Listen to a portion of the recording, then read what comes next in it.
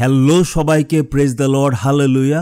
আমাদের চ্যানেলে আপনাদেরকে আবারও স্বাগত জানাচ্ছি। যদি এখনও আমাদের চ্যানেলটাকে সাবস্ক্রাইব করেননি, সাবস্ক্রাইব করে নেবেন আর বেল আইকনটা প্রেস করতে ভুলবেন না, কারণ যদি বেল আইকন প্রেস না করেন কোনো নোটিফিকেশনই পাবেন না আমরা কত সুন্দর সুন্দর ভিডিওস আপলোড করছি। সো আরেকটা জিনিস বলে দিচ্ছি আপনাদেরকে, কাইন্ডলি ভিডিওটা দেখার পরে একটা কমেন্ট করে জানাবেন কেমন লেগেছে, আর যদি খুব ভালো লেগে থাকে একটা লাইক দিয়ে দেবেন, কারণ লাইক দিলে কি হয়, ইউটিউব বুঝতে পারবে যে এই ভিডিওটাকে অনেকে পছন্দ করছে, তখন এই ভিডিওটাকে অনেকের কাছে ছড়িয়ে দেবে। আর আমরা নিশ্চয়ই চাই যে ঈশ্বরের বাক্য অনেকের কাছে ছড়াক। সো দেরি না করে আজকের টপিকে চলে যাচ্ছি।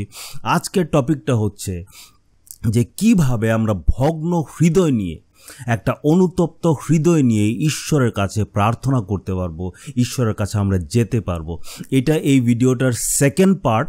প্রথম পার্টটা গত সপ্তাহে আমরা অলরেডি দেখেছি, আমি আপলোড করেছিলাম। যদি আপনারা এখনও ওই পার্টটা দেখেননি, আপনারা 100% নিশ্চয় দেখে নেবেন।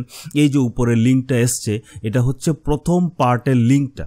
এই লিঙ্কটাতে ক্লিক করলে আপনারা দেখতে পারবেন প্রথম পার্টটা। কারণ যদি প্রথম পার্টটা যদি না দেখেন, এই পার্টটা মানে এটা তো সেকেন্ড পার্ট আপনারা কিছুই বুঝতে পারবেন না।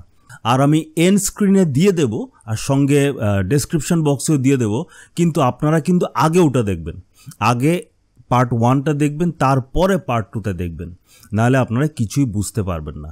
তো তারপরে আমি জাস্ট একদম খুব শর্টে পার্ট 1এরটা আপনাদেরকে একটু বলে দিচ্ছি।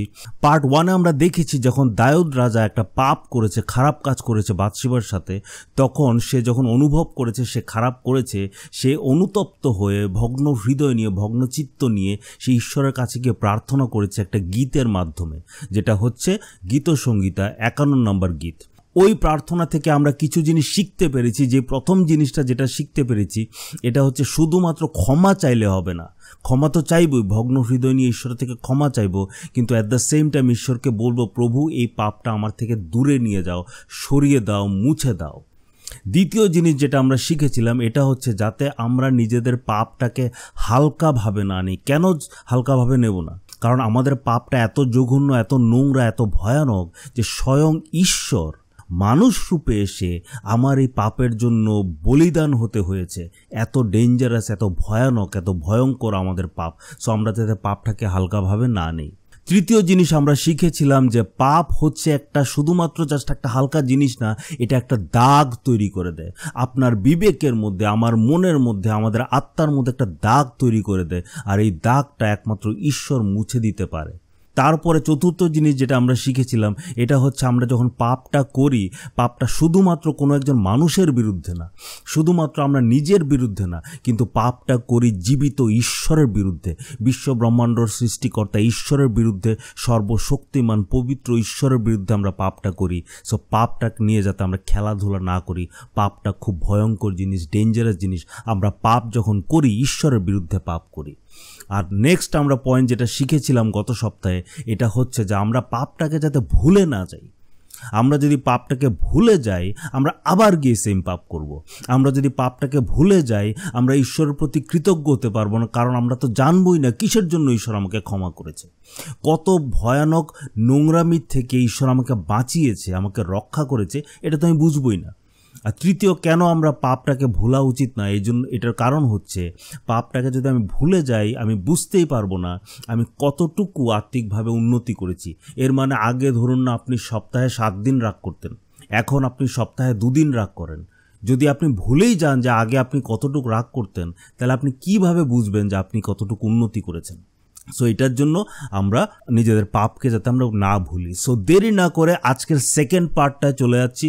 আপনাদেরকে বারবার বলছি, প্রথমে কিন্তু ওই পার্টটা দেখবেন, কারণ এখন যেটা আমি বলেছি, এটা 20 মিনিটের ভিডিওটাকে আমি জাস্ট 2 মিনিটের মধ্যে সংক্ষিপ্তভাবে আপনাদের সামনে প্রেজেন্ট করেছি।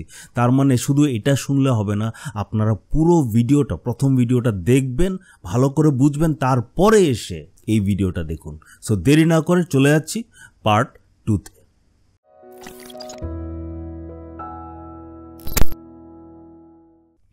আমাদের কাছে এমন একটা ঈশ্বর, এমন একটা যিশু প্রেজেন্ট করা হচ্ছে, যে যিশু শুধু মিষ্টি মিষ্টি কথা বলে, সে শুধু ভালো ভালো কথা বলে, কাউকে একটু কড়া কথা বলে না। এটা ভুল যিশু। বাইবেলটা পড়ুন, এরকম যিশু এরকম ছিল না। আর দ্বিতীয় আগমনের সময় যখন আমার যিশু আসবে, তখন ঘোড়ায় চড়ে আসবে, যুদ্ধ করতে আসবে, পাপের শাস্তি দিতে আসবে। এটা হচ্ছে আমার যিশু। আর আপনি আর আমি যখন পাপ করি ওই যিশুর বিরুদ্ধে পাপ করছি, ওই ঈশ্বরের এগেনস্টে পাপ করছি। মনে রাখতে হবে আমাদের। পাপ কি করে? পাপ আমাদেরকে আমাদের যে পরিত্রাণের যে সুখটা আছে এই সুখ থেকে দূর করে দেয়। পবিত্র আত্মা আমাদের ভেতরে যে কাজ করে এই কাজ করতে দেয় না পাপ। পাপটা কত ডেঞ্জারাস, কত ভয়ানক জিনিস আমরা দেখব 7 পদ থেকে পড়ব। আমার পাপ থেকে আমাকে শুদ্ধ করো আর আমি শুচি হব, আমাকে পরিষ্কার করো আর আমি বরফের থেকেও সাদা হব। আমাকে আনন্দ ও উল্লাসের বাক্য শোনাও। আমার হাড় গোড় যা তুমি পিষে দিয়েছ এখন আমোদ করুক। আমার পাপ থেকে তোমার মুখ লুকাও আর আমার সকল অন্যায় মার্জনা করো। এটা পড়লে পুরাপুরি বোঝা যাচ্ছে যে দাউদের মধ্যে আনন্দ নেই, উল্লাস নেই, আমোদ নেই। বলছে আমার মধ্যে প্রভু আবার আনন্দ দাও, আবার উল্লাস দাও, আবার আমোদ দাও। যখন আমরা পাপে লিপ্ত হয়ে থাকি আমাদের মধ্যে কোনো আমোদ, উল্লাস, আনন্দ থাকে না। আপনি হয়তো ভাবছেন যে আপনি এত ধর্মকর্ম করছেন, এত প্রার্থনা করছেন, আপনার জীবনে কেন আনন্দ নেই, কেন উল্লাস নেই? কারণ আপনি পাপে লিপ্ত হয়ে আছেন, কারণ আপনার মধ্যে কোনো ভগ্ন হৃদয় নেই। হয়তো আপনি পাপ করছেন, পাপটা ভুলে যাচ্ছেন, কিন্তু ভগ্ন হৃদয় নিয়ে আপনি ঈশ্বরের কাছে গিয়ে ক্ষমা চাননি, ঈশ্বরকে বলেননি প্রভু আমার পাপ ক্ষমা করে দাও, আমাকে পবিত্র করো, এমন বলেননি, যার জন্য আপনার মধ্যে কোনো ধরনের আনন্দ উল্লাস নেই। তারপরে আবার দেখছি আমরা, আমার পাপ থেকে তোমার মুখ লুকাও আর আমার সকল অন্যায় মার্জনা করো। হে ঈশ্বর, আমার মধ্যে এক বিশুদ্ধ হৃদয় সৃষ্টি করো আর এক অবিচল আত্মা আমার মধ্যে সঞ্জীবিত করো। আমাকে তোমার সান্নিধ্য থেকে দূর করো না আর তোমার পবিত্র আত্মাকে আমার কাছ থেকে নিও না। তোমার পরিত্রাণের আনন্দ আবার আমাকে ফিরিয়ে দাও আর আমাকে বাঁচিয়ে রাখতে এক ইচ্ছুক আত্মা দাও। দাউদ বলছে আমার পাপের জন্য প্রভু আমাকে তোমার সান্নিধ্য থেকে দূর করবে না, তোমার পবিত্র আত্মা আমার থেকে নিয়ে নেবে না। তার মানে পাপ আমাদেরকে ঈশ্বরের সান্নিধ্য থেকে দূর করতে পারে। তারপর বলছে যে আমার পরিত্রাণের আনন্দ আমাকে ফিরিয়ে দাও প্রভু, আমি সব হারিয়ে ফেলেছি। তোমার ভালোবাসার আনন্দ আমি ভুলে গেছি প্রভু, তোমার পরিত্রাণের আনন্দ আমি ভুলে গেছি। তুমি যে আমার সঙ্গে থাকো এই যে আনন্দটা আমি ভুলে গেছি, কারণ আমি পাপ করেছি। আমাকে সব কিছু ফিরিয়ে দাও প্রভু, আমাকে ফিরিয়ে দাও। যখন আমরা পাপ করি আমরা ঈশ্বরের বিরুদ্ধে পাপ করি। যখন আমরা পাপ করি আমরা নিজেদের আত্মাটাকে আমরা নিজেরা ধ্বংস করি, আমাদের নিজের সুখ আমরা ধ্বংস করি, আমরা পবিত্র আত্মাকে কষ্ট দেই। আমরা নিজেদের পরিত্রাণটা হারাতে পারি যদি আমরা পাপে লিপ্ত হয়ে থাকি। এই জন্য ভগ্ন হৃদয় কত ইম্পর্টেন্ট। যখন আমরা বুঝি যে পাপটা আমরা ঈশ্বরের বিরুদ্ধে করেছি, এই ঈশ্বর একদিন আমার বিচার করবে, যখন আমি বুঝি যে আমার পাপের জন্য আমার ঈশ্বরের সঙ্গে সম্পর্ক শেষ, আমার কোনো আনন্দ নেই, কোনো উল্লাস নেই, তখন আমি বুঝতে পারবো যে আমার ভগ্ন হৃদয় থাকাটা কত ইম্পর্ট্যান্ট। যেহেতু আমাদের মধ্যে আনন্দ উল্লাস নেই, আমরা এই আনন্দ উল্লাস খোঁজার জন্য আমরা মণ্ডলীটাকে ক্লাব বানিয়ে দেই, যেখানে চেঁচামেচি হচ্ছে, চিৎকার হচ্ছে, মানুষ এরকম এরকম করছে, মাটিতে পড়ে যাচ্ছে, গড়াগড়ি খাচ্ছে, গান এমনভাবে গান হচ্ছে, মনে হচ্ছে কি একটা হচ্ছে, খুব ইমোশনাল একটা ভাব চলে আসে। আমরা ওই আনন্দ আর উল্লাস খুঁজছি, কোথাও পাচ্ছি না, তাই চার্চটাকে আনন্দের একটা জায়গা করার চেষ্টা করছি। আমরা যিশুকে, ঈশ্বরকে উপলব্ধি করার চেষ্টা করছি, কিন্তু ভাই আর বোনেরা, যতক্ষণ না আপনার আর আমার হৃদয় ভগ্ন হবে, আমাদের চিত্তটা যতক্ষণ না চূর্ণ বিচূর্ণ হয়ে যাবে, যতক্ষণ না আমরা বুঝবো যে আমরা কত জঘন্য পাপী, আর ঈশ্বর থেকে যতক্ষণ না ক্ষমা চাইব, জীবনে কোনো দিনও আনন্দ উল্লাস আসবে না। আবার আমরা 1 পদ থেকে কিছু জিনিস বোঝার চেষ্টা করব। আমরা দেখব 1 পদে লিখেছে আমার উপর দয়া করো, তারপর বলেছে আমার সকল অপরাধ মার্জনা করো। 2 পদে বলেছে আমার সকল অন্যায় মুছে দাও, আমার পাপ থেকে আমাকে শুচি করো। 7 পদে লিখেছে আমার পাপ থেকে আমাকে শুদ্ধ করো, আমাকে পরিষ্কার করো। 8 পদে বলেছে আমাকে আনন্দ ও উল্লাসের বাক্য শোনাও। 9 পদে বলেছে আমার পাপ থেকে তোমার মুখ লুকাও, আমার সকল অন্যায় মার্জনা করো। 10 পদে বলেছে আমার মধ্যে এক বিশুদ্ধ হৃদয় সৃষ্টি করো, এক অবিচল আত্মা আমার মধ্যে সঞ্জীবিত করো। 12 পদে বলেছে তোমার পরিত্রাণের আনন্দ আমাকে আবার ফিরিয়ে দাও, আমাকে বাঁচিয়ে রাখতে এক ইচ্ছুক আত্মা দাও। এইখানে দাউদ স্পষ্টভাবে বুঝিয়ে দিচ্ছে যে যা সব জিনিস দাউদের দরকার সব কিছু ঈশ্বর থেকে আসবে। দাউদ বলছে পাপের ক্ষমা ঈশ্বর থেকে আসবে, মনটাকে পরিষ্কার করা ঈশ্বর থেকে আসবে, মনটাকে শুচি করা, হৃদয়টাকে শুচি করা, পবিত্র করা ঈশ্বর থেকে আসবে, পাপ দূর করে দেওয়া ঈশ্বর থেকে আসবে, আনন্দ ঈশ্বর থেকে আসবে, নতুন হৃদয় ঈশ্বর থেকে আসবে। কারণ দাউদ বুঝে গেছে যে সে যতই চেষ্টা করুক সে কিছুই করতে পারছে না। এটাই হচ্ছে ভগ্ন হৃদয়। যখন আপনার মধ্যে ভগ্ন হৃদয় আসবে তখন আপনি বুঝতে পারবেন যে আপনি কিছু করতে পারছেন না। আমি বুঝতে পারবো যে আমি তো কিছু পারছি না, এত বছর আমি চেষ্টা তো করলাম, করে কি লাভ হলো? বারবার তো খালি পাপেই পড়ছি। নিজের উপর আর আমার বিশ্বাস নেই, আমার দ্বারা হবে না, আমি আর পারবো না, আমি পারছি না প্রভু, আমি অনেক চেষ্টা করেছি, আমি আর পারছি না প্রভু, তুমি করো, তুমি আমাকে পবিত্র করো, তুমি আমাকে শুচিসিদ্ধ করো, তুমি আমার মধ্যে আনন্দ দান করো, তুমি আমাকে উল্লাস করতে সাহায্য করো। আমরা অনেক সময় ভাবি আমি একটা খুব ভালো খ্রিস্টান। কেন? কারণ আমি চার্চে গিয়েছি। আমি খুব ভালো খ্রিস্টান কেন? কারণ আমি বাইবেল পড়ছি।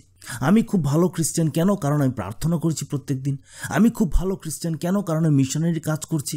সব শুধু আমি করছি, আমি এই করেছি, আমি সেই করেছি। কিন্তু একটা ভগ্ন হৃদয় থাকা একটা মানুষ বুঝতে পারে যে আমি বলে কিছু নেই, সব কিছুই শুধু ঈশ্বর, সব কিছুই শুধু যিশু, সব কিছুই শুধু পবিত্র আত্মা, যা দরকার সব ঈশ্বর থেকে আসবে। আমার কিছু নেই, আমি তো নোংরা, জঘন্য, পচা, পাপী।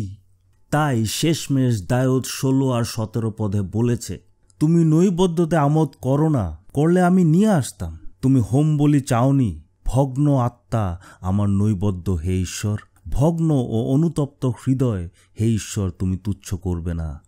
ভাই আর বোনেরা, আপনারা প্রত্যেক দিন প্রার্থনা করছেন যাতে আপনাদের জীবনে শান্তি সুখ আসে। আপনারা প্রার্থনা করছেন যাতে আপনার পরিবারের সবাই সুস্থ থাকে, কেউ যাতে মারা না যায়। আপনারা প্রার্থনা করছেন যাতে অর্থনৈতিকভাবে আপনারা উন্নতি করতে পারেন। আপনারা মণ্ডলীর অন্যদের জন্য প্রার্থনা করছেন, আপনারা মণ্ডলীর গ্রোথের জন্য প্রার্থনা করছেন, খুব ভালো কথা। কিন্তু আসল ইম্পর্টেন্ট যে জিনিসটা, আপনাদের হৃদয়টা কি ভগ্ন? নিজের পাপের ক্ষমার জন্য কি প্রার্থনা করছেন? আপনার যে পাপটা কত নোংরা, কত জঘন্য, কত অপ্রিয়, এটা কি উপলব্ধি করতে পারছেন? এটার মানে এটা না যে বাইবেলে বলছে না যে আমি কত পাপী, আমি কত জঘন্য, আমি চার্চ ছেড়ে চলে যাব, আমি আর ঈশ্বরের জন্য যোগ্যই না, আমি আর প্রার্থনা করব না, বাইবেল পড়ব না, আমার জীবন ধ্বংস হয়ে গেছে, আমি আর কিছু করব না। এটার কথা বলছে না। ভগ্ন হৃদয় থাকা মানে যখন আমি উপলব্ধি করব যে আমি এত জঘন্য, এত নোংরা, কিন্তু ঈশ্বর আমাকে ভালোবাসে।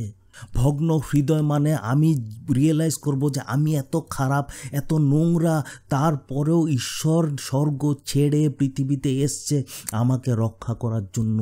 আমি কৃতজ্ঞ হব ঈশ্বরের প্রতি। আমি ঈশ্বরের অনুগ্রহটা আরও গভীরভাবে বুঝতে পারবো। আজকালকার দুঃখের বিষয় হচ্ছে মানুষ অনুগ্রহটাকে লাইসেন্স হিসাবে ব্যবহার করে পাপ করার জন্য। ঈশ্বর তো দয়া করবে, ঈশ্বর তো অনুগ্রহ করবে, কিন্তু অনুগ্রহটার আসল অর্থ হচ্ছে আমি যখন বুঝবো আমি কত বাজে, কত নোংরা, ঈশ্বর আমাকে ভালোবাসে, তখন আমরা ঈশ্বরকে প্রকৃতভাবে মহিমান্বিত করতে পারবো, প্রকৃতভাবে ঈশ্বরের প্রশংসা করতে পারবো, প্রকৃতভাবে উল্লাস করতে পারবো যে আমি এত নোংরা পাপী হওয়ার সত্ত্বেও ঈশ্বর আমাকে ভালোবাসে। প্রভু কত ধন্যবাদ, প্রভু তুমি কত মহান, তুমি কত দয়ালু, তুমি আমাকে ভালোবাসো। আমি এমন কি করেছি, আমি এত খারাপ, আমি এত নোংরা, আমি এত জঘন্য পাপী, কিন্তু তারপরও প্রভু তুমি আমাকে ভালোবাসো। প্রভু আমি এত খারাপ কাজ করেছি, এত নোংরা খারাপ কাজ করেছি, যেই খারাপ কাজগুলি মানুষের সামনে যদি আমি বলি মানুষ আমাকে মারবে, কিন্তু তুমি প্রভু তোমার পুত্র প্রভু যিশুকে পাঠিয়েছ আমার এই প্রত্যেকটা পাপের ক্ষমার জন্য। তুমি কত মহান, আমি কত জঘন্য প্রভু, আর তুমি কত দয়াবান, তুমি কত ভালো।